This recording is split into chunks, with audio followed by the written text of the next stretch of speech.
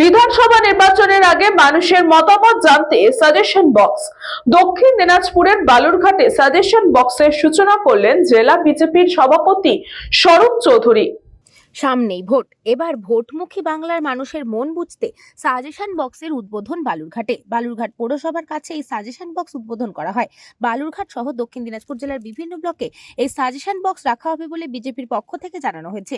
বিজেপির জেলা সভাপতি স্বরূপ চৌধুরী জানান, এলাকার সমস্যা থেকে শুরু করে আরো কি হলে ভালো হবে বাংলার, সেটা জানতেই এমন উদ্যোগ বিজেপির। তার দাবি, বিজেপি বাংলায় ক্ষমতায় আসছে, এতদিন তৃণমূল সরকার মানুষকে গুরুত্ব দেয়নি।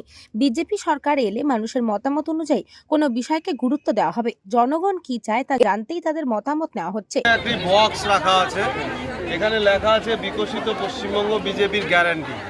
অর্থাৎ আগামী ২৬ সালে পশ্চিমবঙ্গে বিজেপি আসছে এবং পশ্চিমবঙ্গে বিজেপির সরকার হবে, কিন্তু মানুষের সেখানে মতামত সংগ্রহ করা, জনগণের মতামত সংগ্রহ করা, যে আরও কি তাদের হচ্ছে কি মনে, আর বিজেপি আর কি করলে ভালো হবে, সেটার একটা সাজেশন বক্স আমরা রেখেছি, যে পার্টিকে আরও শক্তিশালী এবং সরকারে এলে আমরা কি কাজ গুরুত্ব সহকারে আগে আমরা করব।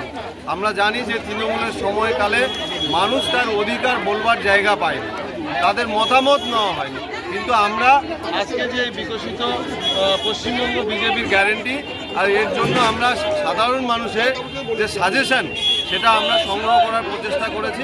আজকে আমরা এখানে মনমত মঞ্চের সামনে দাঁড়িয়ে আছি। আমরা এরপরে ডিএম অফিস এবং জেলার বিভিন্ন প্রান্ত থেকে অতি সাধারণ মানুষের আমরা এখানে মতামত সংগ্রহ করব, পশ্চিমবঙ্গকে আগামী পশ্চিমবঙ্গ, সোনার পশ্চিমবঙ্গ বানানোর লক্ষ্যে। এদিনের এই সাজেশন বক্সে মহিলাদের সাজেশন ড্রপ করতে দেখা যায়। বেশিরভাগ ক্ষেত্রেই মহিলারা সুরক্ষার দাবি করেছেন, পাশাপাশি উন্নত শিক্ষা ব্যবস্থা, কর্মসংস্থান ইত্যাদির দাবি করেছেন তাদের মতামতে। এমনকি নির্ভয়ে যাতে ভোট দেওয়া যায় তার সুব্যবস্থাও চেয়েছেন অনেকে।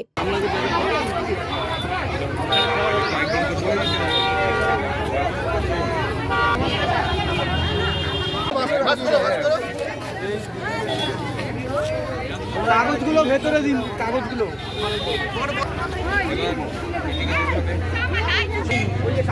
ওই বাক্সে ভরে দিন।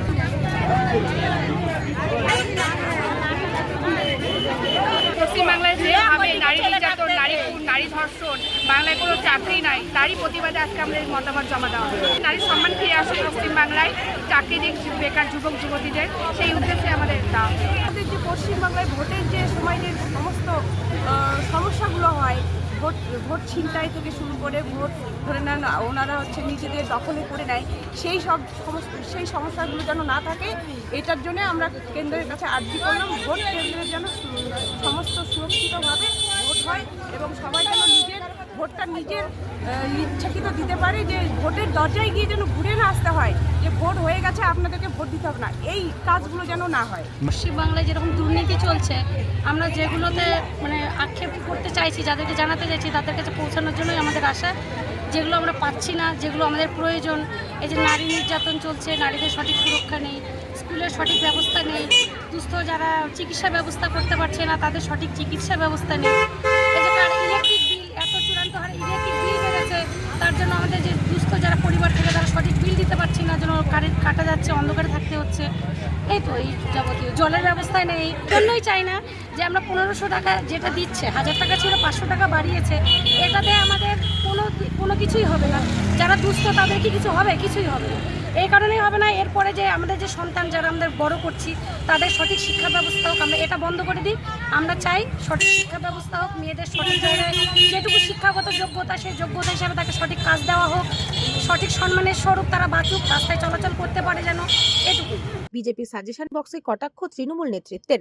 তৃণমূলের বালুরঘাট সহ সভাপতি সুভাষ চাকি বলেন, এসআইআর নিয়ে মুখ্যমন্ত্রী মানুষের পাশে থাকতে রাস্তায় নেমেছেন। 14 সাল থেকে বিজেপি কেন্দ্রে ক্ষমতায় রয়েছে। সাধারণ মানুষের প্রধান দাবি অন্ন, বস্ত্র, বাসস্থান। কেন্দ্রীয় সরকার আবাস যোজনার টাকা 100 দিনের টাকা বন্ধ করে দিয়েছে।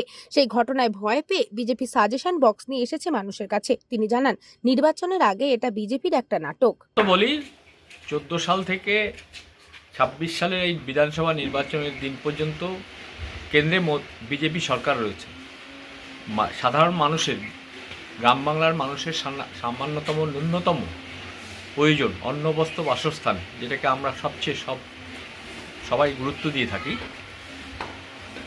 বাংলার মুখ্যমন্ত্রী সম্মানীয় মমতা বন্দ্যোপাধ্যায় সেটা পূরণ করতে সামর্থ্য হয়েছে এবং সম্প্রতি যে এসআইআর হয়েছে তাতে করে মমতা বন্দ্যোপাধ্যায় বাংলার সাধারণ মানুষের জন্য যে লড়াই রাস্তায় দাঁড়িয়ে করেছেন, আইনে করেছেন, তাতে সাধারণ মানুষের মমতা বন্দ্যোপাধ্যায়ের উপর আস্থা হাজার হাজার গুণ বিজেপির চেয়ে বেড়েছে।